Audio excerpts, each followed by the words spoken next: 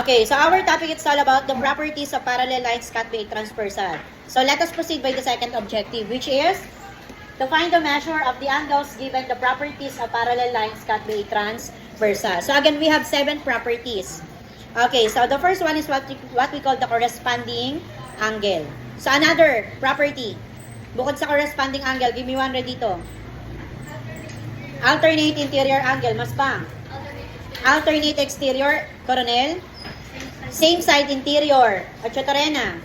Same side exterior, Hawla. Vertical angle at ang pinakahuli, linear pair. So today, focus tayo anak sa measurement ng mga properties. Okay, but before that, let us review first. Okay, so what we're going to do is, name the angle relationship for each pair of angles. Okay, using this figure, okay, identify natin yung relationship of the two angles. So, number 1, what is the relationship of angle 1 to angle 8? Pamayo? Okay, very good. Alternate exterior angle. How about number 2? What is the relationship of angle 4 and angle 6? This is angle 4 and this is angle 6. Madahe? Very good. Same side interior angle. Number 3. What is the relationship of angle 3 and angle 5? Marquez. Same side interior angle. So how about number 4? Okay, the relationship of angle 2 and angle 7. Ano doon sa? Alternate exterior angle. Number 5. Angle 3 and angle 6. Bunay. Alternate interior angle. Number 6. Angle 1 and angle 7. Efren? Same side exterior angle. Number 7. Angle 4 and angle 5. Achotarena? Alternate interior angle. Number 8. Angle 2 and angle 8.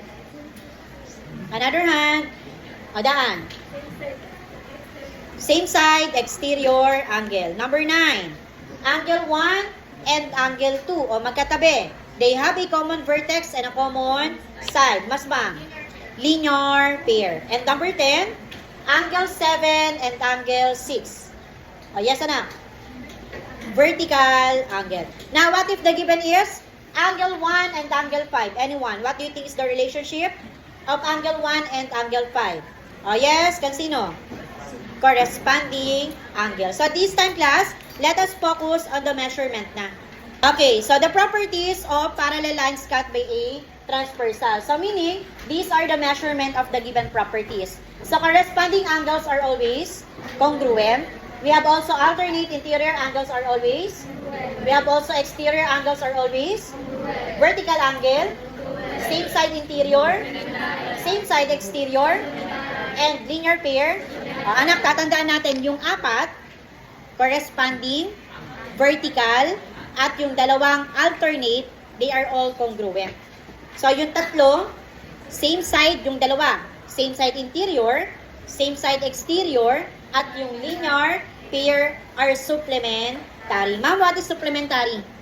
When we say supplementary, the sum of the two angles is equal to 180 degree. So, again, let us memorize this, ha?